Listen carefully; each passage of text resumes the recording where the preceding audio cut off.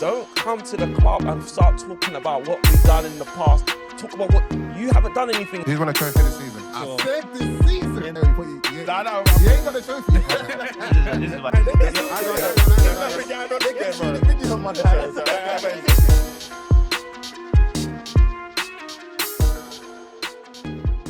Welcome back to another episode of Podcast Pundits.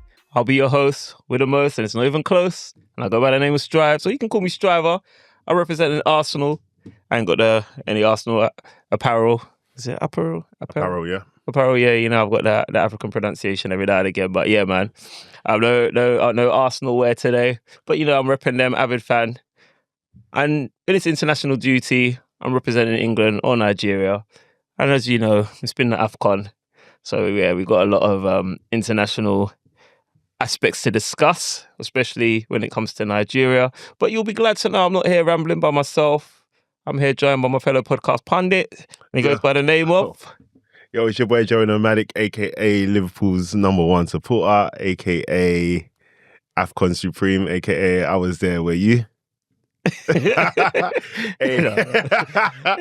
I don't even know if you actually went to a game, bro. a.k.a. Africa has done a good job for football entertainment, and a.k.a. wearing this Germany kit to represent Florian Wirtz for all the people that was hating on him. And you know how it goes, isn't it? But no one asked you why you was wearing that. Yeah. So that's why you're wearing that's why you're wearing it, because of Florian Wirtz. Diary of my brother, bro. All right, so look, let me let you know where to find us. So he's throwing me off. Let me let you know where to find us. You can find us on all digital streaming platforms. We're on Apple, we're on Spotify, we're on Amazon, we're on Google, whatever. I think there's a Google podcasting platform. You can find us wherever you can stream your podcast. You will find Podcast Pundits.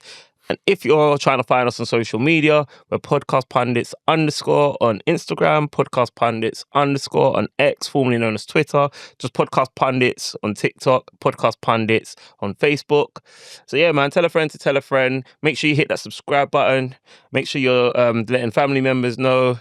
Look, man, we love him communicating with you guys in the comments, man. We love it, man. We genuinely go through every comment, every single one of them. So hey, keep the Strive abuse coming, man. I'm here for it, bro. If it's not in Buemos, who else have they called you, bro?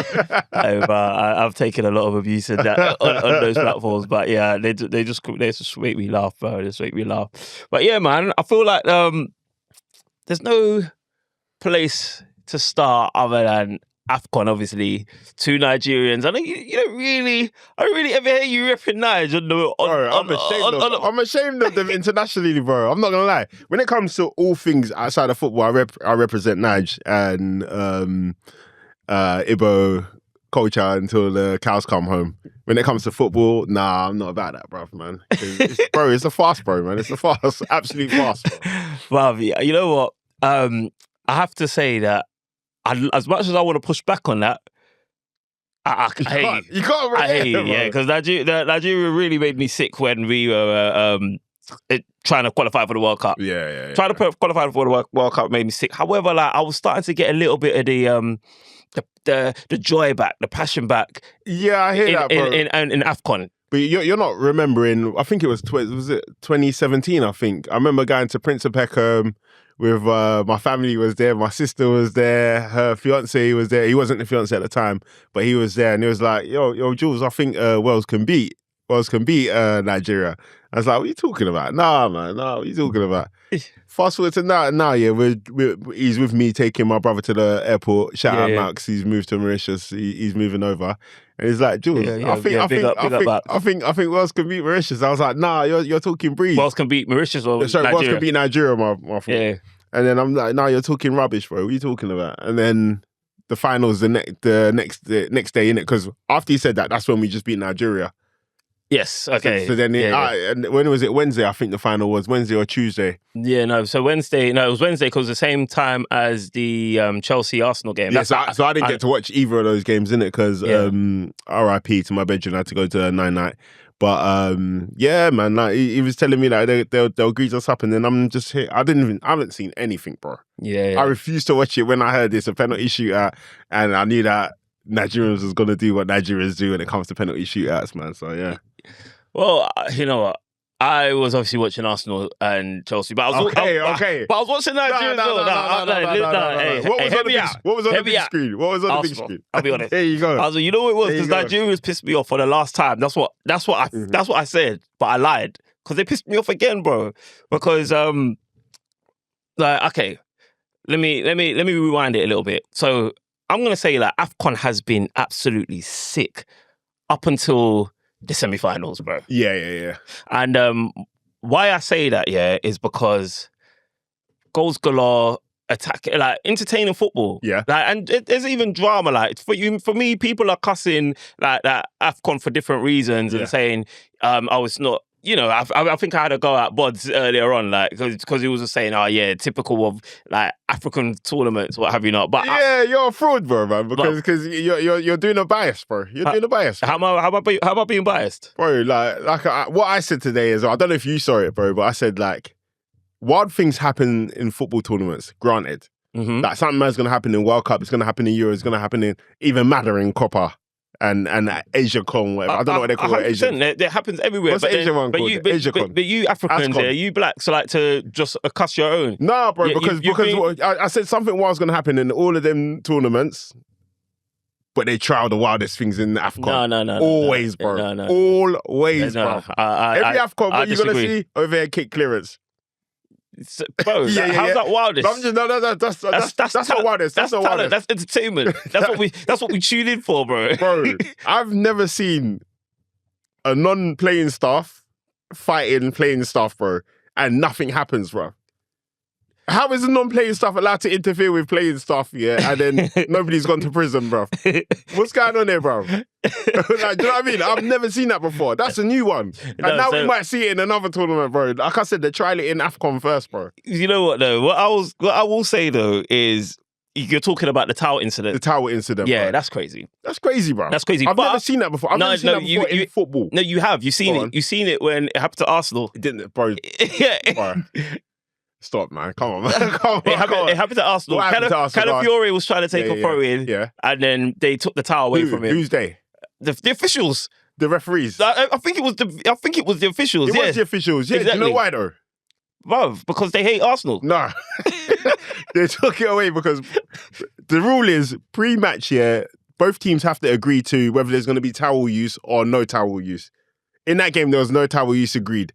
The reason why they didn't want towel use is because they didn't want Arsenal to be able to utilise the long throw with assistance of dry hands. So hold on, but then it doesn't sound like we agreed to that if Calafiore is trying to use the towel. No, both teams have to agree. So if there's no agreement between both teams, that means no towel. Where have you seen that? How do you know that? Because I researched it, bro. When you lot were crying about Arsenal being cheated, because all you do is cry about Arsenal being cheated. So this is how much you despise Arsenal. You research something as irrelevant as that. No. It's very relevant because you just lied to the whole population and I corrected you. No. You know why I didn't lie? Because all I'm trying to say is we've seen it before and you tried to make out... Your breath smells of victimhood, bro. Yeah, get out of here, bro. You tried to make it seem like it was just in Africa that these things are being trialed. And I'm here to stand up... No, it's just in Africa where non-playing stuff are fighting players. As an advocate for Nigeria, I'm here to show that we can also...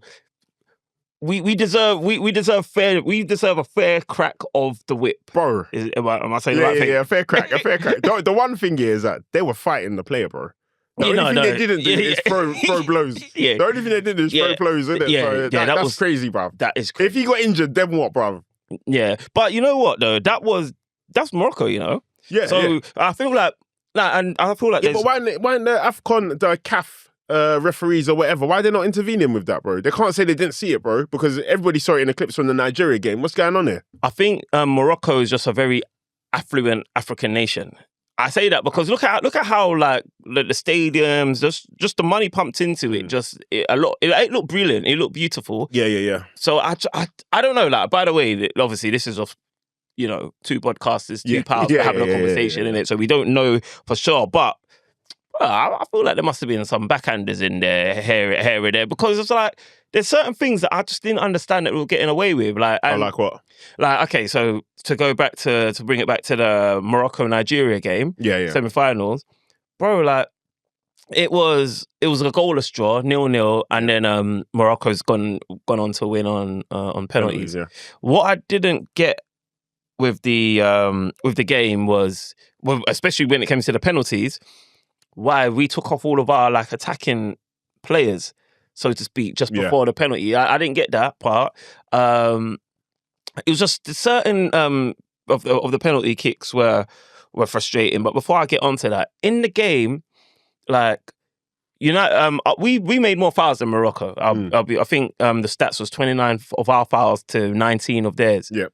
We saw 2 yellow cards versus their 0. They didn't get no bookings. Yeah. And I didn't feel like our fouls were 2 yellow card worthy compared to 0. I don't think the ratio should be 2-0, basically. Okay. Do you get what I mean? So I just felt like we were being officiated a little bit more harshly. I could be coming from a biased place as a... but I think that's one of the benefits of being a host nation, because you've got the home crowd on your side. So there's a bit more furore or like fury when it comes to the fouls committed against your players. So the referees are affected by that. Yeah, 100%. And I think with that being said, I can turn a bit of a blind eye to that. But when I look at all of Morocco's games against all of their opposition, against Cameroon, for instance, us, even Senegal in the finals, there wasn't a game where you couldn't see, wow, Morocco looks like, I don't know, have they paid somebody here? Like, they're getting away with a lot. Is this just host nation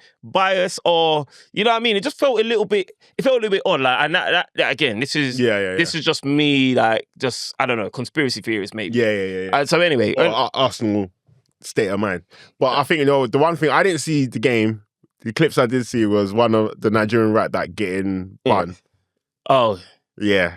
That was crazy still, bro. See, the thing is, where I didn't watch the game in full because I was mainly watching Arsenal, I can't remember like individual things. And then obviously, like when with the Arsenal game, I was so tired that day as well, so I was struggling to keep it together for that game anyway. So with the Arsenal game, obviously, like we'll go on to that game. It was so like it looked like we were clear. And then we weren't clear after a while. So it's like I had to kind of be quite locked in. Yeah. And then with the Nige game, I'm just seeing this 0-0, uninspiring. And prior to that game, Senegal had played Egypt. And it was the same. Like, Egypt was making that game stink. Like, that's what they do, man. That's what they always do. Yeah, man. They even did that against Nige in the third round playoff. Yeah. So it's just like all they do is just like they play like a Thomas Frank team. Yeah. Yeah, and no. Thomas Frank's Brentford was they've given us some good games over the years, man. I would say more of a Sean Dyche. Sean Dyche. The only thing is that they don't hoof it and do set pieces, but their low block is very resolute. Yeah, I suppose so. And watching the Senegal and Egypt game, bruv, like, funny enough, I was just flicking in here and there. But then when I actually locked in for the Senegal and Egypt game, I locked in at the right time. Yeah. When Sadio Mané actually scored their winner. Yeah. So I was like, okay, cool. Like, but I know like Marley Marl, obviously he's been missing off the podcast for a little while. He was complaining that the game stinks. But like you said in the past, like Egypt games tend to go that way. I've never seen a good Egypt game, to be completely honest. Yeah. So then, again, Morocco, Nigeria kind of followed in that vein. Yeah. And then obviously the third round that got played. I think that got played on Saturday. Yeah.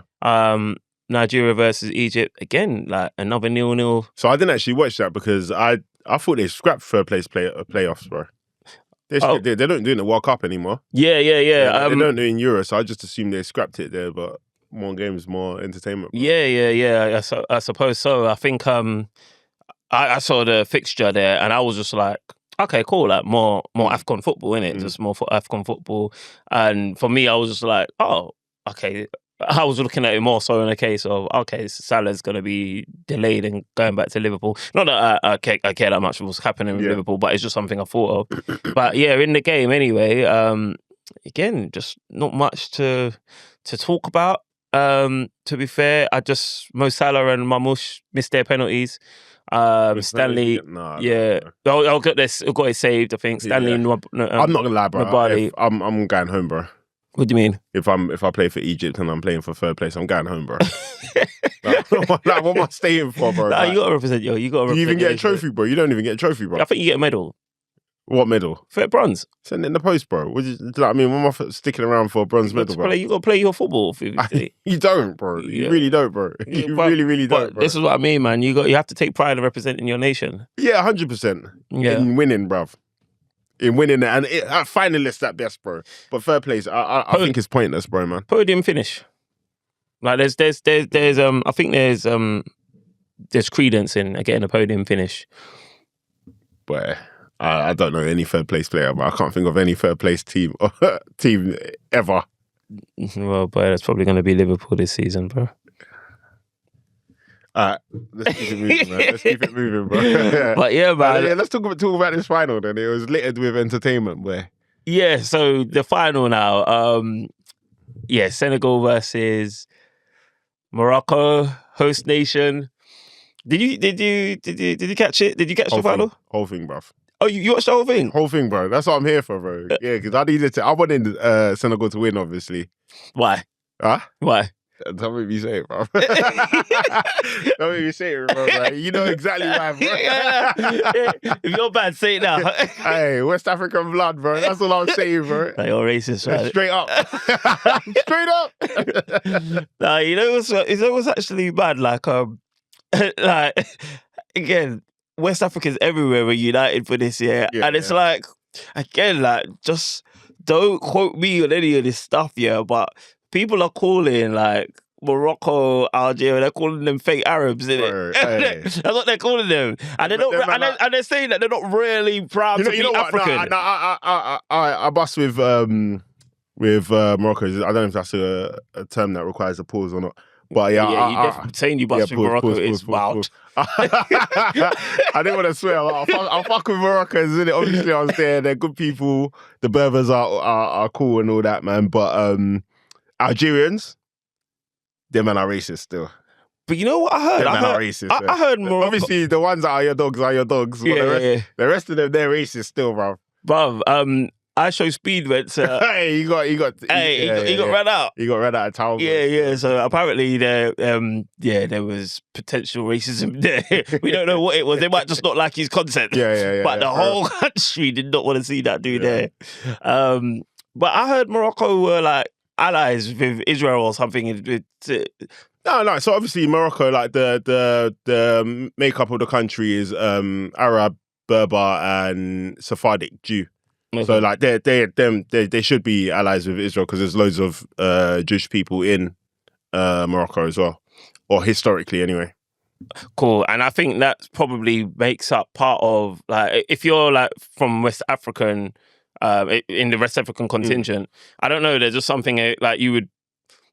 I just feel like we don't really see eye to eye or have the same kind of interests with North Africans. Yes. Yeah. Well, no, but there's a period where North Africans were claiming they're not African. They're claiming that they're Mediterranean, isn't it? So and then they tried to join the Mediterranean Union, isn't it, instead of the African ECOWAS or the African Union. Isn't it? Yeah. So like it's a heated relationship, to be fair, man. So if I'm gonna be picking anyway, it's gonna be West African first. And then anyway, let's have this conversation then. When it comes to AFCON and I'm thinking my teams, it goes West African, Central African, East African, and then South African. That's the order I supported. That's the order you support? Yeah. Okay, cool. And then North African, if Morocco is playing Spain or France, I'm supporting Morocco all day. Yeah. But if they're playing like 100%. Togo, Ghana, Nigeria, then the West Africans, I think synonymously all West Africans would agree with that. I think it's just a different order. Some people put South before East, Central before whatever. Yeah. But the more West African they look, the more I support, bro. No, you're racist too. I'm just keeping it real, bro. Man. I'm saying what everybody else wants to say, bro. No, I hear you. But yeah, man, bro, again, like, so I've tuned in a little bit late, to be honest with you, with the final, but another 0-0. Yeah. It was always going to be 0-0. It was always going to be 0-0. I think it was like both teams were attacking well, but it's a final and both teams have very resolute defenses and they have decent attacks. So I thought it was always going to be a stalemate, and I thought it was quite a balanced game. Yeah. So what were you saying for the disallowed goal? I think the foul on Hakimi then. Pathetic, bruv. Yeah. Pathetic from the referee, man. So that started off what turned out the chain of events. The chain of events, exactly, bruv. That started it off, and then obviously that goal gets disallowed, and then all of a sudden there's a pull on, was it Brahim Diaz? Brahim Diaz. So You know what's crazy? I think it was a penalty. So my thing is that I don't know why they're protesting that it's not a penalty, because I thought it was a penalty. The only thing is that why is VAR looking at this, but they didn't look at that? That's what it is. I think when you compound it all, it's like, all right, hold on, you just disallowed that, and there was no check, but then you're looking at it was soft, and then you're looking at that, but it was a penalty. So what happened? He has his hand around his neck, kind of thingy, which is calm. But I think why people think it's not a penalty is because that guy had no chance of winning that header. But I don't think that decides whether something's a foul or not. Yeah, okay. You know what I mean? Yeah. I'm with you. It being given as a penalty, any normal day, I'm okay with it. But off of the back of the VAR inconsistency, that's when it's a problem. Yeah. I don't think it's a problem to walk off the pitch. Me personally, if I'm Senegal and I'm on the team, I'm walking off the pitch. But if I'm Morocco, I'm like, what are you walking off the pitch for, bro? It's fair, bro. So, you know what? I was kind of like, so where was I out of it? First, I was like, it was actually a penalty, so why are you walking off? But then when I thought about it all, and there was like, you know what? We're being strong-armed here. They're the host nation. We're not getting any decisions. Ball boys moving mad. Yeah. Officials moving mad. Yeah, nah, man, I'm out. Exactly. So they're like, exactly. So they're trying to stop them from using their towel or whatnot, literally moving crazy. And they're like, look, we need to try and get some power back here. So obviously the gaffer's like, let's come off the pitch now. But Mané, funny enough, wanted to be the voice of reason. And he was like, let's come back and finish the game. Consummate professional, bruv. Big up Mané. Yeah. Big up Mané, man. Big up Mané for just so many, just different reasons. Yeah. Like he's going to be celebrated as like one of Africa's greatest. Legend, bro. Absolute legend, man. Yeah, man. Like Liverpool didn't look after him properly, man. Yeah, I don't think we did, bro, man. There's a couple situations the club hasn't handled well. Patrice Evra, Suarez. What's the other one? Yeah, there's a couple of situations we didn't handle well, to be fair, man. Even Jordan Henderson, the way he left the club, man. So like, big up Mané, man. Yeah, man. So yeah, Mané, like you said, consummate professional. He stuck around. He convinced the team to come back out, and then Brahim Diaz, man, that penalty was absolute. Justice was served, bro. Do you think there was? Do you think he meant to miss it? No.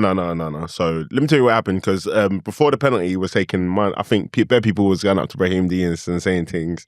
Edward Mendy, what's his name? Mendy. Yeah, Mendy was going up to him, like probably chatting breeze and saying like, "But if you're bad, innit? If you're bad." But I was looking at his face, and he looks at, and you know what's bad? When I looked at his face, that's when that was the first. That was like not the first time, but it was like that was one of the main times when I was like, hey, this game is about the racial divide as well. Yeah. I was like, this guy really look. Brahim Diaz, he backs himself. He's a cold player, bro. He's a cold player at Real Madrid, cold player at AC Milan as well. So he backs himself. So like, he's like, you man are gonna do this 17-minute gap thing. You're gonna like be crying. I'm gonna put these West Africans down where they belong, bro. With a Panenka, bro. Yeah, he tried to really do it. Well, it was one of the worst Panenkas ever, bro. Ever seen. Yeah, man, like, God is good, innit? God is good all the time, bro. All the time. And all the time? God is good, bro. So, yeah, man. And then, obviously, after missing the penalty, you get slapped in the face by that smasher from Gay. Yeah, wow. It was a well-worked goal, man. Even, like, it was, like, poetic to even Sadio Mané's little, like, flick. Yeah. Like, during the build-up. And yeah, man, what a goal, man. Yeah. What a goal. And then it was crazy because in that same like game, was it the second half of extra time? Yeah. Where I can't remember who the player exactly, but literally he's missed a sitter. Oh. Did you? Sherry, I think Sherry or something like that. Sharif something. I think the keeper got attached to it. Got to touch Bono, but Bono is a good keeper, bro. I remember him from the last World Cup when Morocco was playing against France as well, innit? So yeah, he's a was it Spain or France? Any one of them, but he's a good keeper, man. Yeah. That was a good save in my opinion, man. But obviously, you got to put that in the back of the net, bro, man. Well, you have to put that in the back of the net. Like, I think that your eyes are lighting up and you're seeing the back pages, bro. But you throw your whole body at that, bro. I think that was partly the problem. Everything, bro. he threw everything at it, and then he just missed it. But obviously, the job was kind of pretty much almost done at that point. You know what I mean? But yeah, like it was a final that delivered everything. It was chaotic. It was crazy. Yeah. I think Senegal is now obviously is going to be the talking point for a good couple of days, which for me I think is Well deserved. Yeah, well deserved. I think it's good for Africa. I think it's good for them. I think it's good for Sadio Mané. Yeah. You know what I mean? And do you remember? When I brought this up, I don't know if you listened to the full episode with Della, and I brought up that they're trying to make AFCON now every 4 years rather than every 2 years. Did you hear about that? I didn't hear it when you're talking about it, but I've heard about a couple of talk points regarding that. Yeah. Like what's your take on that? In the past, I have wondered why AFCON is every 2 years. But isn't it Euros every 2 years as well, though? No, Euros every 4 years.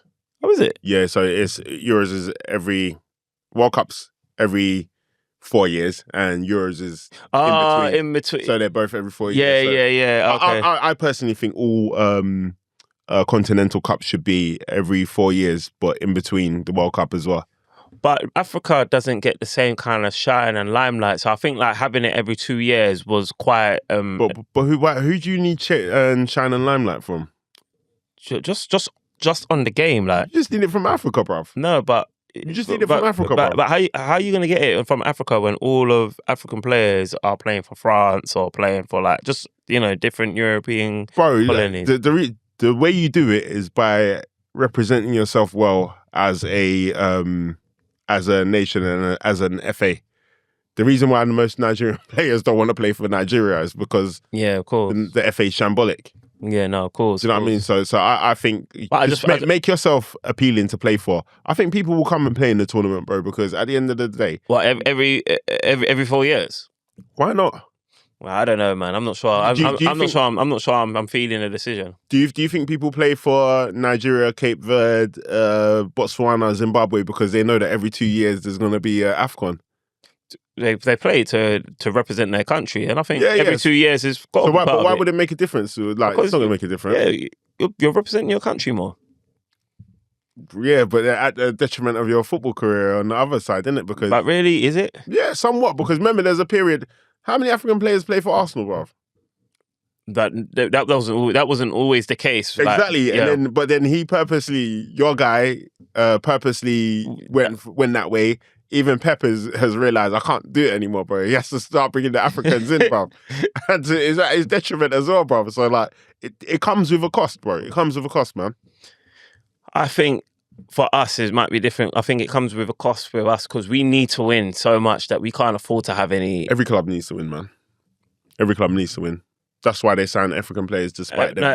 Every club needs to win, but I mean, we need to win. Like, Arsenal need to win. In my opinion, we really need to win. So I think like we couldn't afford to. Like, squad depth was the theme of the season, and we couldn't afford to stray away from that. So I personally understand why we haven't got. I get why it makes players look less attractive to certain managers because you don't want to lose your best players.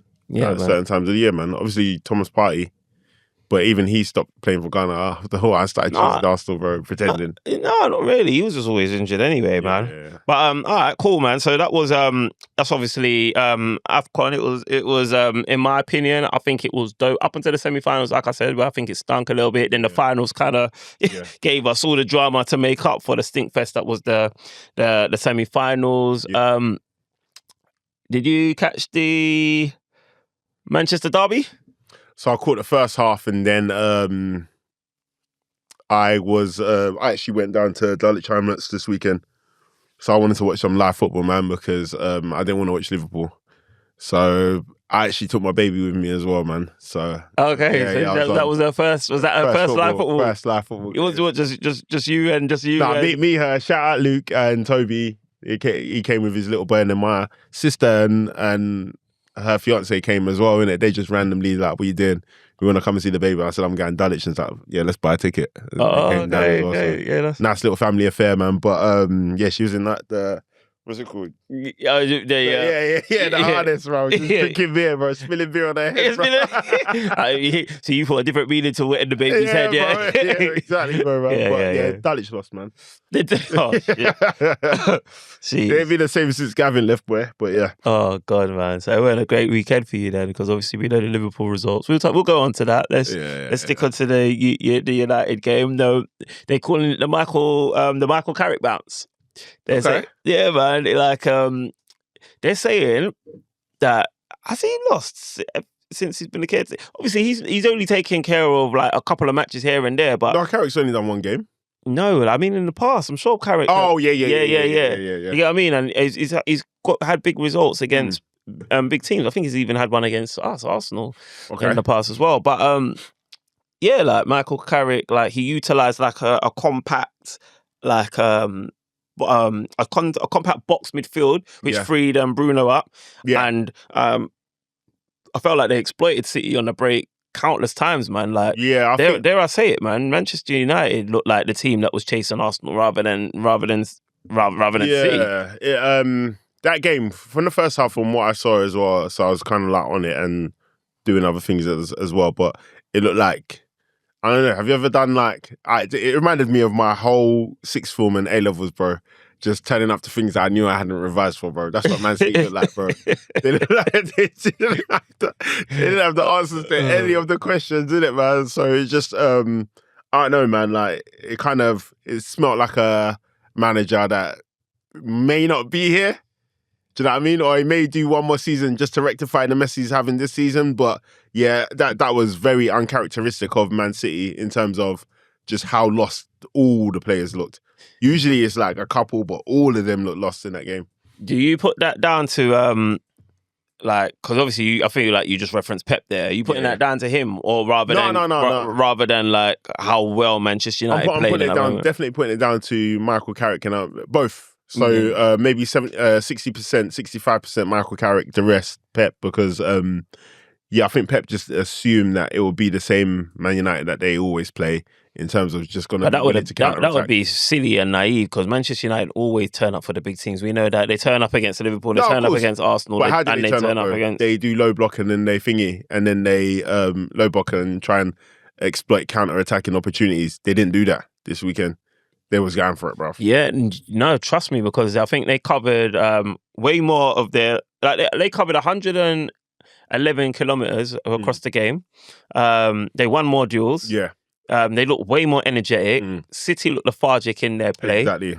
And it's wild, because it's like United had like in total 3 disallowed goals, like 2 in the first half, early doors. All of those, so it was like wild to behold, like really wild to behold, because it's like I can't say that I saw any threat from City in the game. I genuinely can't think of any. Like Maguire and Martinez, they look mad resolute. They look solid. Like pause. But bruv, like So what do you attribute that to? Because obviously I've seen Maguire have decent games before. I've seen Martinez have decent games before. Do you think it's just new manager bounce? Do you think it's just raising the levels for Man City, as we know they're capable of doing? Yeah. I think new manager bounce. I think that plays a lot into it, and I also do think it's a case of the Manchester derby at Old Trafford. Yeah. I think that it was just the worst time for City to. I'm glad it was City rather than us. I know we're playing them next, but I'm glad it was City, because I had a feeling that it wouldn't be so clear cut, like to the point where Haaland, I took Haaland off my captaincy in Fantasy Premier League. Like I made Rodgers captain. Not that fucking counted for anything. Yeah. But I took Haaland of captaincy because I just had a feeling. And Haaland, for instance, like Haaland is he's going through like more than a rough patch at the moment. Like, because what is it now? He was limited to just 14 touches in the whole game. Three of them being in the penalty box. Yeah. He hasn't scored a goal from open play in 8 games now. I think he might have had a penalty in between there somewhere. Yeah. But he hasn't scored a goal from open play in 3 games now. Some of them games he's not even had a shot on target. Maybe at least one of them. Like, what's going on with Haaland, bruv? He's done his job, man. He's done his job. He can't have done his job because, like, you're still chasing. You're still chasing the leader of the pack. You're still chasing Arsenal. Yes, he scored I think he's got 20 goal contributions already. Job done. No, but you've got half the season to. You've got half the season to go. So why can't I do my job early in the season and everybody else starts chipping in the rest of the season? You can't do your job early if you're still chasing. Like, you're not top. You know what I mean? Like, you're still chasing. So then what's everyone else doing then? People were like, you got Rangers that was chipping in, you got Shirky that was chipping in, you got Foden that was chipping. You still got work to do because they've changed their play to suit you. So they're not like an Arsenal whereby we share our goals all around. Like they play with a recognised out and out wild card number 9, and they play to suit that player. How many are you expecting from a recognised out and out number 9? Well, from Haaland, you know what you're expecting. Not from Haaland, because from a recognised number 9, that's.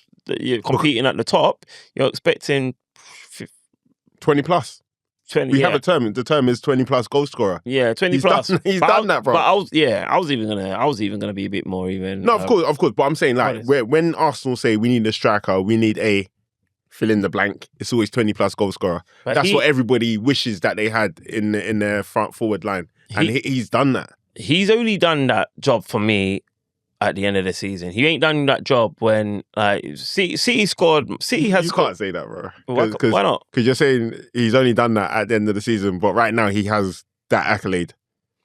So what? Are you telling me that if your striker has got 20 plus in the first half of the season, he can take the whole of the rest? No, I'm not saying. I'm saying that if Arsenal said that we had a 20 plus goal scorer and they didn't win the league or compete for the title, you lot would be pissed. Mm-hmm. So now I'm saying, okay, cool. He's done the thing that Arsenal need. He's done the thing that Liverpool need. He's done the thing that Man United need.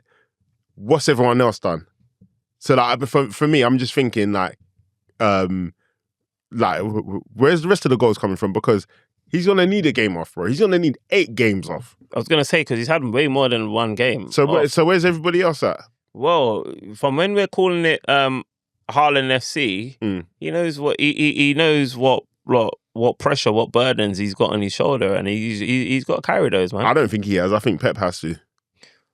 Because remember, I was saying last season, they're not coming back this season. But they've come back already. They haven't come back already. They have come back because they're the team that, as an Arsenal fan, we're looking out for them. We're not looking out for anyone else. They are. I'm sorry, you are obviously because you have. It's not even just that we've got a history of obviously fumbling in the bag. That's what but it's Manchester City. Like you, as a Liverpool fan, you will know that Manchester City have always been your fiercest rivals. Like no, because last season I never thought about Man City last season once because I knew that they were done last season, and I think there's still carryover of them being done over to this season. But who did you think about last season? Because Arsenal. I thought about Arsenal until they didn't bear thinking of anymore. Like, honestly speaking, I never thought about Man City, and the reason why is because obviously they had a terrible showing last season. This season, I've been saying to you, their defense is horrible. Yeah, they've got in Shirky, who people were raving about, but Pep hasn't liked Shirky, even though I like Shirky. Pep doesn't like him. Pep doesn't like Marmoush. Even though he's at AFCON, he doesn't like him. So, like, I don't think Pep is comfortable with this team. He's not comfortable at all. But this is a team that he's rebuilding. He's been rebuilding it from last year, January. How many times has Pep rebuilt a team? This is what somebody was saying in a Gooners group. I mean, like, that's not his forte. That's not what that's not what he's going for. He goes to a team that's already doing bits, and then he enhances that team, and then he solidifies their winning record. But when the key parts of that team start to fall off, I've never seen him rebuild a team. Not to say that he can't do it, but I can't just hand it to him. What about Barca? He's had to rebuild that team because he did, because Ronaldinho was the main guy. He had to. But he got rid of Ronaldinho. Exactly, and So, that's not a rebuild. A rebuild is when it is, because you've changed you changed that the nucleus, the main but that nucleus was there before you though, and so the thing is that team was successful when he got there, like all the teams he's been to. And then you've taken that successful thing out and you've changed the focus of it. That's not a rebuild, though. It is a little. You do renovations, bro. That's not the same thing, innit? It's like you renovating a house. It's like refurbishment, somewhat. Yeah, I think that's just changing furniture. It's more of a furniture change, bro. I get the analogy. I get the analogy, but no, I think that's you ain't gone to brick. So then, you ain't gone to brick on none of these ones. So what are you saying? What are you saying? Are you putting an asterisk on his legacy then? I'll never put asterisks on the legacy because his legacy is complete, bro. Right now, what he's doing, bro, this is for extra credit. Do you know what I mean? This is just like, this is a little side hustle, bro. But you've done your thing at Man City, bro. That's why, like, I don't even know why you're still here, bro. Well, people are saying that he might. Nowhere else to go. That's why. No, people are saying he might. He's going to leave at the end of the season. Some people think he might even leave before the end of the season. But I'm seeing those like theories come up. But ultimately, what I'm saying is, Manchester City have definitely been back in the mix, because I believe they'd be back in the mix, and they have been back in the mix. In what way though? Because results, maybe. Results. But Obviously, they're 7 points off the pace at the moment, and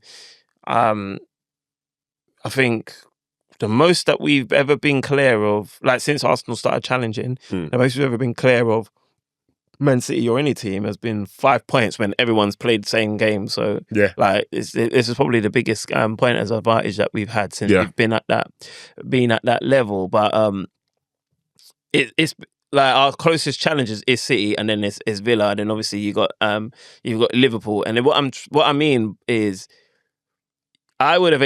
most people would have expected Liverpool to be the closest challengers rather than it to be City. But I knew that City wasn't gonna like just go away with a whimper. I knew they'd still be in a conversation. And even now, as Arsenal fans, we still don't feel comfortable even with that 7 point. Yeah, no, I think that's just learned behaviour, man. But I think they've gone out with a whimper, if I'm going to be honest, bro. Especially when they lost their two centre backs who weren't even the greatest at the time as well. Okay, and obviously they've gotten in Guehi now. They're spending more money. Do you think that could could revolutionise or that can give them some like a boost? Nah. Even in my Liverpool group, people were saying, we should have gotten Guehi, blah blah blah. We flopped by not getting him, bro. You did flop. Yeah, we flopped by not signing extra man, but I don't. You flopped not getting Guehi. Yeah, 100%. But my point is, Guehi coming in the summer was not going to improve our run, bro. We were still gonna have a stinky summer, bro. Stinky season up to this point. Why? What does Guehi bring in? I mean, when Konate was moving mad, Guehi slot straight in. It's Guehi VVD straight in to do what, bro? Bro, to give you some solidity at the back, bro. Do you think he's a quality player? He's a quality player. I'm not saying he's not a quality player. So when you say what is he slotting to do, he slots in to bring you that quality. Do you think that we lost those games because Konate? Not Konate's isolated. Yeah, that's my point. But he was a big part of 100%. some of the. And you know what else was a big part? The whole team, bruv. The whole team stank. Every single player stank. Yeah, there was only a couple games where Soboslai was standing out and VVD stood out. But sometimes my point is that he doesn't change anything or any of our fortunes. But sometimes you need to know that you've got solidity in certain areas to give you confidence in another area. Yeah, but how would we know that? Everywhere knows that if you're leaking in every area, it's like, what's the point in? But how would we know that we have that from Guehi when we saw that players who are proven in the Premier League came in and stank? Because we knew that you needed a defender. We knew that you even needed maybe some cover for Gravenberch. You know what I mean? So we knew that as much as you need to refresh your attack, especially with everything that had happened, and like even with Diogo's passing and stuff like that. But more than anything, we knew that you needed to have something. No, but you didn't answer my question. I'm saying that we knew that we needed the right back. We got one. We knew we needed the left back. We got one. We knew we needed striker. We got two. only one of those people came in and hit the ground running. So why do you think that Guehi coming in was also going to do that? Because I think a lot can be made for your defensive stability and how it encourages the rest of the team, and I've seen that at Arsenal. I think sometimes where our attack has not always hit I think our attack has been a bit meaty this season. Fair. But we I feel like what separated us was just how solid and how defensively sturdy we were, and I think he would have benefited from that. That's fair. I don't agree. So I think Man City signing Guehi as well. I feel like that's somebody who they never really wanted, but the extenuating circumstances means that it's coming in, and they've chucked 300k at him. Liverpool were never going to pay him that, in my opinion, as well. So and that includes the January transfer, because obviously he could have waited till thingy and got peace, so they had to compensate him now. I don't know if that's going to change the way Man City have been playing defensively. They've been playing a high line for no reason, if I'm going to be honest, and it's just been getting exploited, as we saw in the Man United game and all the disallowed goals they had. Yeah, no, definitely. One thing I wanted to ask you, obviously early into the game, Dalot had a challenge against Doku. Red card. You think so? Red card, bruv. I don't think so, I don't think so. Like, I think his studs were showing. Is that why you're saying red card? I think, but it's kind of like missed him, right? Like he's connected him, but it was like a. It's like a graze kind of. Yeah, like a graze. It weren't like. What are you trying to do with your foot that high? What are you trying to do? Because you're going to go on top of the ball, which we know is dangerous. Yeah. And you've ended up getting his leg, which is even more dangerous. Yeah. It's only by the grace of God that... I don't know how much force was behind it. You can't really tell by slow motion. But when you see where his foot connected, I want to know what the goal was there. And I know the goal wasn't to hurt the player. No, of course. It was probably just mistimed. I think... Carelessness. It was. And I thought a yellow was sufficient. I thought a red... I mean... I can understand the arguments for the red, definitely, but just for consistency, because my understanding is that's a red card offence. Yeah, okay, because that's what Pep and etc. That's what they're all saying, isn't it? Obviously, that changes the game considerably. I'm guessing, isn't it? Because obviously that's 11 minutes in. Yeah, but obviously, and I think that's why the referee didn't give it, because if it was further in the game, he definitely gives that, I reckon. But the game started ferociously with Maguire hitting the bar, like he had a headed attempt from a corner, hitting the bar. Yeah, and City just was getting bopped, bro. City was getting bopped. And then in the end... Perfect for you guys, though, isn't it? Well, yeah, it was perfect for us. I was gassed. Yeah, I was gassed. Manchester United looked like they did us a favour. Yeah. And yeah, I mean, I'm happy to go on to the Arsenal game. Looked like they done us a favour, and then we had to just beat Nottingham Forest. It'd be the second week in a row where City has... Drop points. Yeah, drop points. So it was like, all right, how can we capitalise? And I remember saying that I felt this weren't going to be an easy game, but I did think it was a game we would be winning, or should be winning anyway. So we why?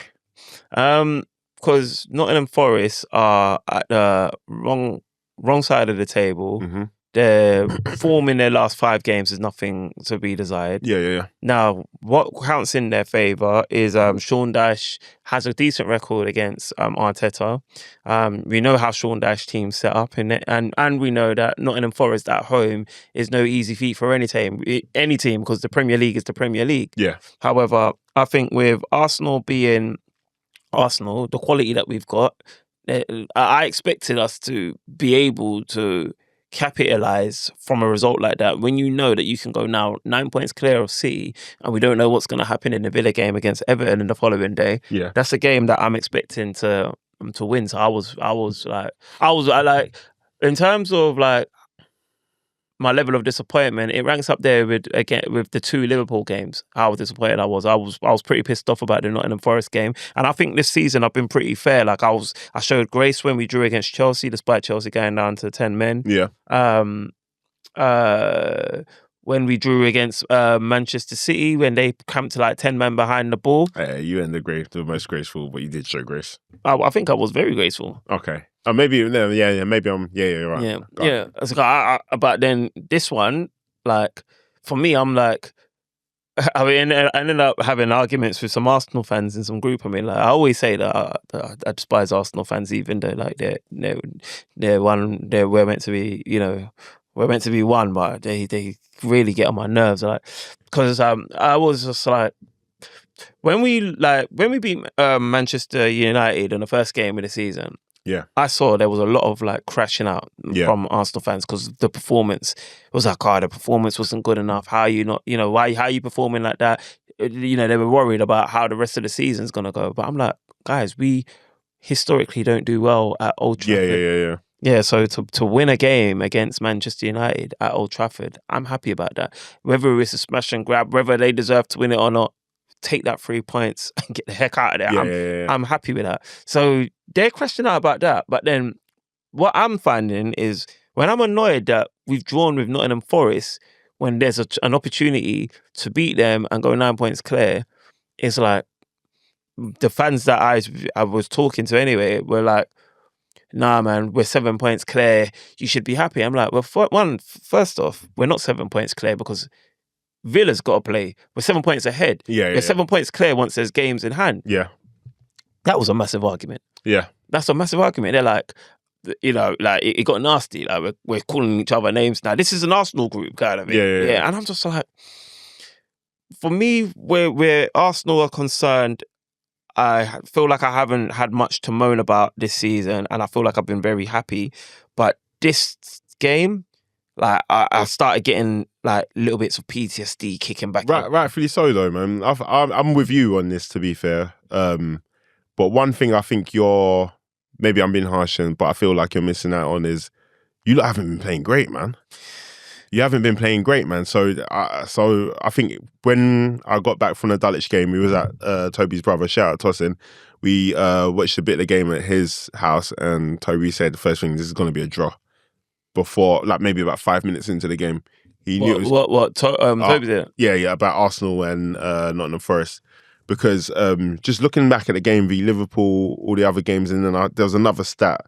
I might have it on my phone somewhere, but in the games where like you haven't scored set pieces, like, do you know what I mean? And I did ask you early in the season, like, how are you feeling about the set pieces? Because without them, like, you're not really creating chances from open play. And I feel like maybe that's still like kind of in the background, potentially going to be an issue for you guys, because it's just not. It's not free. It's not. You know, I'm playing free football. The only time I saw it was against Bournemouth. That's the only game I've pretty much enjoyed from you lot. Bournemouth.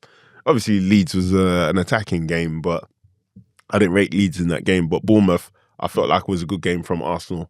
Right. So when you ask that question, I'm like, I don't mind if we win by set pieces.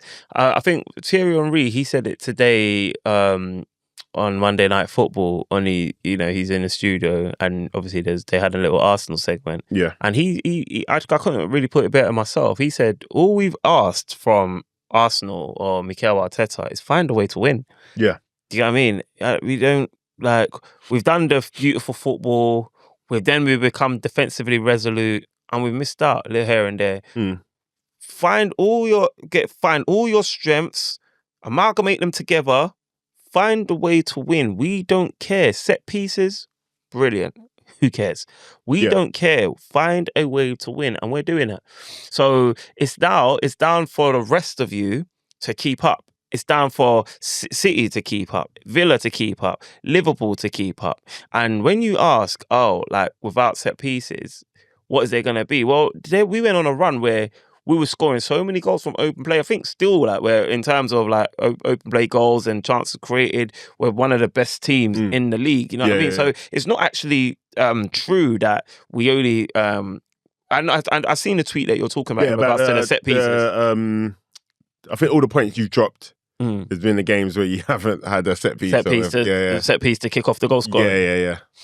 Yeah. So I've seen that, and I'm just like, I'm okay with that, bro. Because at the end of the day, I think you've even said it, we're not these set pieces aren't flukes. We're good at them. Yeah. You get what I mean? So if we're gonna get a corner and we genuinely look like scoring from them all the time, brilliant.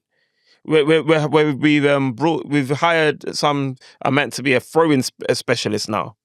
Brilliant. What do you need that for? You lot are good at throw-ins, no? We can be better. So, but my thing is that obviously ride the set pieces until the wheels fall off. But if the set pieces aren't working, what do you guys do? That's where I think. Yeah, that's what and I think this is where, like, if earlier on when I said attack's been a little bit meaty, because it's like I've always said that I want a striker to take us to the next level, because as much as we share goals across the team, you want maybe that one standout man to just get you a couple more to just separate you a little bit. Yeah. And what's happening is we haven't got that man that's separating us, but that man or those men, they're contributing to the goal tally. So overall, we're still sharing those goals around, but there's just more. There's more contributors. At first, you said that man. Who's that man you was talking about? Gyökeres, obviously, because he's the striker that we bought. Okay, what did you think about him? And that one chance that he controlled with his belly, bruv. Oh, the one and Murillo got a touch to it. That guy's dead, bruv. Yeah, with Gyökeres, yeah. I'll wait for you to finish. Bro. I'll wait for you to. I'll wait for you to do the celebration, bro. Why this guy is dumb here? Because this is a guy laughing as a Liverpool fan. This guy is laughing as a Liverpool fan. This guy is like a laugh as a champion. Come on, bro. What's going on, bro? You drew against Burnley, bro, and you looked toothless, bro. But what you're saying about Gyökeres, that chance, man, that didn't cover him in glory whatsoever. No. It didn't cover him in glory. And the thing is, this is where I have it, where the PTSD was kicking in, because I have an issue with the way that Arteta set up. So this is what it is. All right, we had the Carabao Cup game against Chelsea. Right. That was the Carabao. I was like, did I not say? Did I say it wrong? Did I say it wrong again? I'm joking. Yeah, so we had the EFL Cup. I'm retiring trying to say that. So we had the EFL Cup game against Chelsea. I think we had to go strong, and we went strong. Yeah.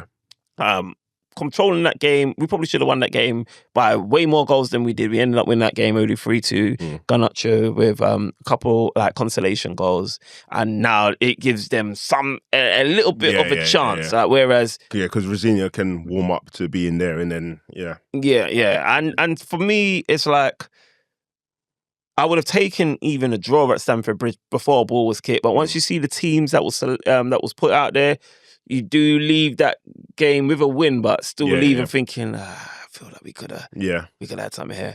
But anyway, so you go strong there. In my mind, again, we go strong against Forest. Inter Milan's the rest game for me. Yeah. Because I feel like we've done... Not that important. Yeah, exactly. And then we're playing a team I can't even remember after Inter Milan in the Champions League anyway. So if we did feel like we needed to make up some ground or some points again, we could do it against them. So in my mind, I'm like, we go strong for the next two, rest a couple of men against Inter, go strong again for Manchester United, rest a couple of men again with the next Champions League game, maybe with a couple of hitters, and we still should have enough, right? So Arteta, when he's like, I'm seeing a front line of Gyökeres, Noni and Martinelli against a Sean Dyche Nottingham Forest team, I'm thinking, what are you playing at here, bro? Yeah. We've drawn against them 0-0 last season. Yeah. It's a Sean Dyche team who you struggle to beat. They're going to be defensive. What's Nelly going to do against a team with 10 men behind the ball? He could have done it, to be fair. He could have done it, man, but He missed that crazy. Gyökeres, that wasn't a game for Gyökeres. No. Play Marino there, and then have Marino drop in kind of thing, and you can link up. That's all right. Noni, that was, for me, that was a game for Saka. Like, even when Saka came on, instant impact. And then certain players, Odegaard's had 2 games in a row now where he's not really inspired. He's not inspired the Arsenal fans. I think it's fair to say. As much as I want to say, I want to see more of him, he's not really doing much to force Mikel Arteta's hand. But I think Ranieri played better than Eze did against Portsmouth. So I'm like, I might have. Why not? Let's see this dude. I'm picking at small little things here. The main thing was I feel like the team selection could have been better. And I feel like we didn't set up properly, although we had a team that was good enough to get a result at Forest, and we had like so many chances in the first half, but barely any of them was on target. Okay. You know what I mean? So barely any of them was on target. So it was just like, it was just one of them ones where it's like, if we get to a point, where God forbid we fumble this Premier League, I'm going to look back against the games against Liverpool at the Emirates. You can't. I think you kind of have to let Liverpool games slide to a certain degree, because you can still win the title without beating your biggest rivals. I agree. So let's, if we leave out the Man Cities, the Uniteds, the Chelseas, and the Liverpools, where are the places where you've kind of like let yourselves down? I had a feeling you may say that. So I'm like, even if I do charge Liverpool to the game with the context applied, I can't charge Nottingham Forest. Yeah. I can't. And because it's like, City gave us another chance, Villa gave us another chance, and then we drew. Now we've extended the lead of Keita by another point, so 97 points. That is a small win. But I'm like, okay, it could have been 9 though. And if I do include Liverpool, it could have been 11. But all right, let's say it could have been 9. So then I'm thinking, God forbid, like we don't cross that line. I'm gonna be thinking about this period. Yeah. You get what I mean? So the game against Man United, where are you at with that? We've got to win that. And if you don't, where is it? At Emirates. Emirates. And if you don't win I'm expecting to smoke them to be. Actually, sorry, I take that back. No, I see that. Take it back. I take it back. Hey, I take it back. Hey, last time, I take that one. I take it back. You can't take it back. I take it back. I'm expecting a positive performance. Yeah. I know. And 3 points. Yeah, around 3 points. So if you don't win that, how do you feel if it's another draw? If it's another draw, as long as the other teams keep losing, I can get by. You have to think. Let's say that worst case scenario is another draw or even a loss, and then Man City win and Villa win. You've got Leeds after that. Is that not like where you're thinking, okay, cool, like maybe you just treat it as a 6 point gap or whatever the point gap is. If you draw and Man City win, what's the gap? So it'll be 8 points, 5 points. No, so if we draw and they win, 5 points. 5 points. So I think you should probably just be looking at it as a 5 point gap rather than a 7 point gap in that case. Whereas statistically speaking, your biggest rivals are where you're most likely to drop points. I get that line of thinking, and I mean we've given ourselves a buffer somewhat. I get it, but it just starts feeling less comfortable though, doesn't it? Yeah, 100%. So yeah, so I suppose I can't really bring myself to even imagine like dropping points against United at home at this point. New manager bounce or not, like we have to win, and because of the way that we drop points against Nottingham Forest, I feel like we have to go maybe a little bit stronger than we would have against Inter Milan, just for their mentality. It's also risky. Yeah, but it's just for the mentality. The thing he's going to be playing, isn't it? Who? Shesko is going to be proving why you lot chose the wrong guy. Oh, you mean against United? Yeah. No, I mean, but you lot should be smashing them, to be completely honest. I know you were scared to say it, but I'll say it for you. Yeah, but I hope so, man. I really do hope so. And against Inter, I hope that we can put in a performance whereby we can just lift the morale of everybody, you know, because I'm even seeing like man like Declan Rice mouthing every effing time. Yeah, and I can't lie. That was the guy that was slapping the deck the last time, bro. You know what though? Like, I'll be honest with you. Yeah, I'm seeing that, and I'm like, it was nice to see somebody like voice my frustration, whereby I know that some fans might be like, do that behind closed doors, man. Don't give anybody any sign of any weakness or anything whereas me, I'm effing with it. Yeah, man, I'm effing with it, man. Because it's like when Mikel Arteta comes out and he condemns VAR and says, yeah, like we should have got a penalty against Nottingham Forest. I'm like, yeah, we should have. We should have got a penalty. And then you know what I was feeling? That was a penalty, yeah. Yeah. Penalty. Yeah, well, I was feeling all Iron's Instagram post. Did you see it? No, what did you do? Well, so he WWE Eddie Guerrero, he had the reputation of being a cheater. Yeah. So even his theme music is I lie, I steal, I cheat. Oh, I lie, I cheat, I steal. Yeah. And so he basically put the Eddie Guerrero theme music behind his Instagram post, and he's basically just got his image carousel of the game, and then he's even got the VAR where he's holding the ball and he's got it in there like a bit of banter, but it was like, oh, you prick, you prick. But yeah, man, big up. I know, man. Nigeria missed him as well, didn't he? Oh, big time, bro, man, big time. I think you would have made a big difference, man. Yeah, man. So, bruv, like, Liverpool, man. What's going on over there, man? Like, you're at Anfield. Are you enjoying that game? Joining at Anfield is disgusting, bruv. Joining that game at Anfield, and then the way we beat them at their ground. Remember that one?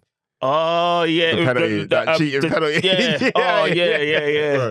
So, man, it's just like, again, like, that's what I'm saying. Like, by bringing Mark Guehi in, that's not going to change nothing, bruv.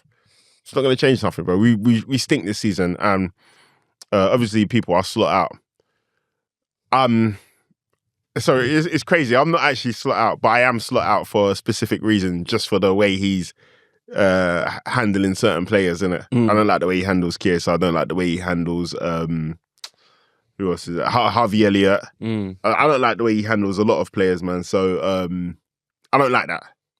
Okay. I don't mind you like cussing a player publicly, especially if you've had a conversation with them privately. Yeah. I don't mind you digging out players, because I just think if I'm in that situation and my manager digs me out, firstly I'm thinking, am I playing shit? Is he writing what he's saying? If he's not writing what he's saying, then I'm gonna have a problem with it. But if he's writing what he's saying, then use it as an opportunity to fix up, innit? The performances, I have to look at the team that he's been given by Richard Hughes and Michael Edwards, and they've had a mare, man. They've had a mare. Okay, but they gave you Kirkes, Isak, Frimpong, Florian Wirtz, like Ekitike, and the keeper. Yeah. Where's the mare? You've taken away the intensity of the press. It's gone. It's gone. You've taken away Darwin Núñez. Obviously, I wanted him gone, but you got to replace these guys, innit? The guys that you replaced with him is broken his leg. He's dead. He's gone. He's gone. Okay.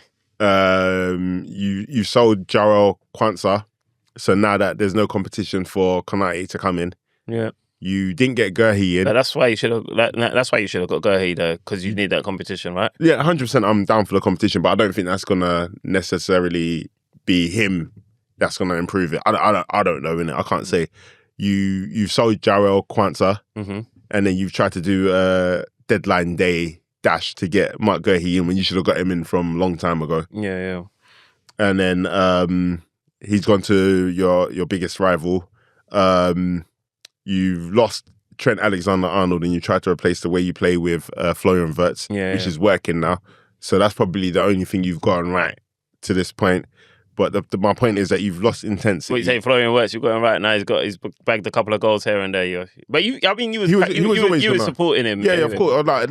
Again, on eye test, he passed the eye test with flying colours for me. It's just that the rest didn't follow.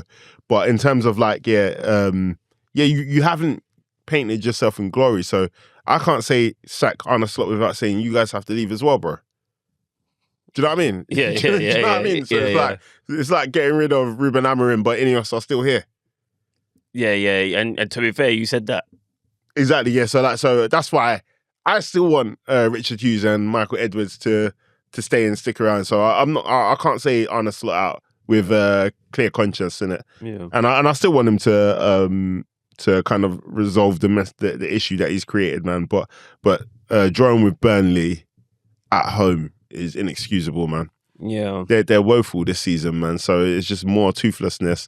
And that's where I do blame Arne Slot, because right now you're saying you don't want Harvey Elliott, or there's this right back, Calvin Ramsey. You've probably never heard of him, bro, but we signed him ages ago, bro. He's played like once for us in the Champions League. He's coming out in the press and he's saying, I've got players who are better than him. So he's not going to play, basically. I don't think he's better than the other players. And then you're hearing, Arnie sort of saying this. Arnie sort of saying it in public, and then you're hearing Endo might be playing right back. Oh, I don't want to hear that, bro. I don't want to hear that. I don't want to hear that. Innit? I know Endo's not a better right back than Calvin Ramsey, even though I've seen him play one time in the Champions League, bro. I know for a fact he's not, bro. So could you just be looking for something to moan about? Because if you ain't seen him enough, how do you know this?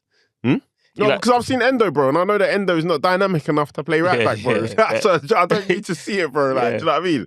And then Thomas like missing the penalty after that nonsense you did. Oh yeah, what did he hit the crossbar in it? Bro, I don't know. I think he's never missed a penalty in his professional career, bro. Yeah, I see that. Oh, damn. Never ever missed a penalty. So obviously, the people are saying that he winked at the camera first, like Steven Gerrard when he was getting rid of Roy Hodgson and missed that penalty. Oh yeah. But Szoboszlai, he's had a terrible week. He had a bad performance according to my reliable sources.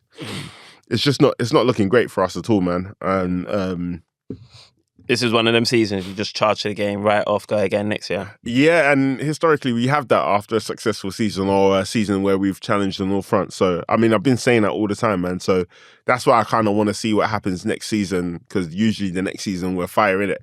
If we're not fire in the first couple games, then everybody's got to go. Everybody's got to go. Yeah, because I'm trying to think, like, what can just magically change for you? Because Virgil van Dijk will be a little bit older. Mo Salah's a little bit older. I think you've got more. You've got more rebuilding to do. But yeah, obviously they've signed 2 centre backs in it. I think they arrive in the summer. I know that they're gonna spend money in it. I don't have any doubt in my mind they're gonna spend money. So you guys have become them boys. You just spend guaps. No, we're not spending nothing this January. So we're not Man City. Yeah, and we're not Arsenal, bro. No, we ain't spending nothing this January neither. Yeah, but you spent money, bro. I thought you was gonna try and go, because remember you spent $500 million. You spent 345 million. You spent $500 million. 345 million, bro. You spent $500 million, bro. And then if we look at the last 5 years or whatever, however, let's start counting from when Mikel Arteta has been at the club, bro. We haven't spent any money. It doesn't matter, but we're not talking about that. We're talking about what's happened this season after you've won the Premier League and the title. Yeah, my point is that we don't spend enough money. Okay. So you want more? You want more? We gotta spend, man. We gotta spend. That's why people want FSG out, because they're stingy, bro. Yeah. I know. Cuff definitely does. People think that you tried to trick us by spending 125 million on Isak and 116 on Verts, bro. It kind of did. It did kind of trick you, lot, because you guys. Not me. Well, I was in group chats here where Liverpool fans were talking bossy. Yeah, he tricked Bear, man. Yeah, but I was with Cuff when he came on the pod, and I said, our transfer window is rubbish, bro.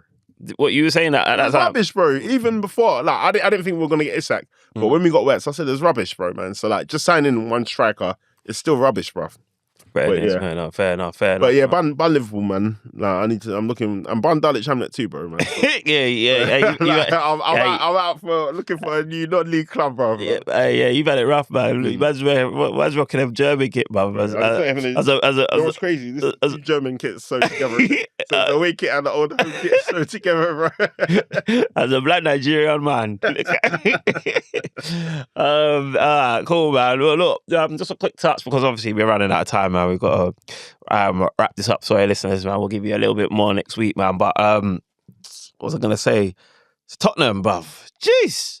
I had a message from, Darko that was on the pod. He messaged me first thing in the morning. He goes, "Get me on the pod. I want Thomas Frank out now." He says, "Get me back here." No, them man are silly, bro. You finished 17 last season, bro. Relax, man. Relax, bro. But they thought that good times were coming, man. Why, bro? I don't know. Things have to get worse before they get better, bro. Especially when you finish 17th. Yeah, I suppose so. But Manchester United it's not that bad for Manchester United. They were 16th, bro. Exactly. Man City have done their time, bro. No, Man United have done their time, bro. They've been rubbish since Alex Ferguson left, bro. Yeah, and true. And Chelsea, they had like a 2-0 win against Brentford. Rosino, bro. People have been going hard on him this week, bro. There's articles about him not wearing gloves, bro. Oh, What's going on here, bro? Man, saying that I can't remember what. Yeah, he was getting memed the hell out of, and he was talking gas, bro. He was talking gas, bro. He said the meaning of manager is man edge, bro. man edge, yeah. I saw that clip before even the answer game, but I knew that he was gonna like one stinker. Yeah. He'll start to resurface, but he hasn't even had a stinker yet. No, he ain't had the stinker. Yeah, man. So yeah, that was that, man, and then obviously Europe now, Champions League. Yeah, you got Marseille. Think he's gonna be on smoke, boy. Mason Greenwood. Jeez. We should sign him still, Ralph. Yeah, you know what's mad? Because we need a right winger, bro. We was having some conversation in our Gooners chat about whether like he can be forgiven now, like what like should England have him back and what have you, and yeah, man, it's split opinions as it would do. It's split opinions. What do you think about people like getting second chances? I'm all for it, bro. Yeah. I'm all for it, man. Like, if I feel like you're remorseful enough, then why not, man? Yeah, and to be fair, his family seems to have forgiven him, isn't it? So it's like, why should we be angrier than the family? But but I think when it's obviously he wasn't like convicted or of anything, or you know what I mean. But obviously, what it was alleged, what was it that he beat her up or something? And grape, really, but because if you force yourself on somebody and they don't want it, then yeah, essentially that's like bottom of the barrel. You know what I mean? Yeah. Did that actually happen though? How do we know? We don't know. That's why. Yeah, so, you know what I mean? So if I don't know that it happened, then my assumption is that it didn't. But because you can't just put that on somebody. Yeah. But if you say that, people might just feel like you're standing with one. You're standing with him, innit? But it's just a tough one, innit? I stand with football, bruv. Yeah, I know some fans that are there. Like if you need a player and he's there, some fans will turn a blind eye. We saw Marley Marl do it. Some people like, if you need a car mechanic and he's there, bro. so that the standards are going to be even lower for good footballer, boy. Jeez, man. So and then obviously we got Inter Milan, which we've touched on a little bit. As long as we don't lose it, I'm cool with that game. Even if you lose it, bro, I think you'll be cool. I'm being honest, man. Yeah. But yeah, man. I think I'm gonna just wrap that up. Wrap that up here, man, and just go on to the back pages, and then quick one. It's just Tottenham Dortmund. What are you saying? If he loses that game?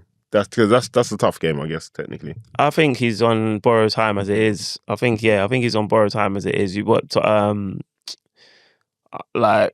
surprised that he's still in a job after losing to West Ham. Because I thought it was whoever loses that game could be gone. Yeah. You know what I mean?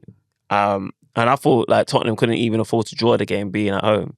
So for the fact that they lost and he survived till now, it might be growth from Totti because I don't think they have a choice, man. What are they gonna do, bro? Find who? Bring who in, bro? Xabi Alonso. I don't think Xabi will go for that job. Bro. I know Glasner was trying to get himself sacked at Crystal Palace, but one thing we got is time. yeah, exactly. They ain't got time. Yeah, exactly. So yeah, they just gotta stay put, man. Yeah, they gotta stay put. Have you got anyone for your back pages though?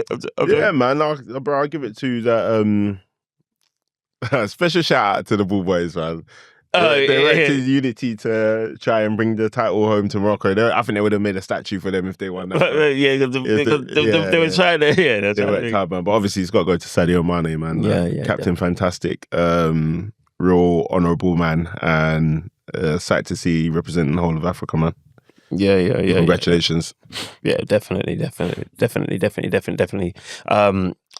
But I mean, definitely it should go to Sadio Mané, but you've picked him already. So I think my back page is going to go to Michael Carrick, Michael Carrick, man. I think what a debut back as the interim manager. Yeah. Smoking Manchester City. Manchester is red. Manchester's red again. And because of Michael Carrick, the Michael Carrick bounce. You got Arsenal to play now.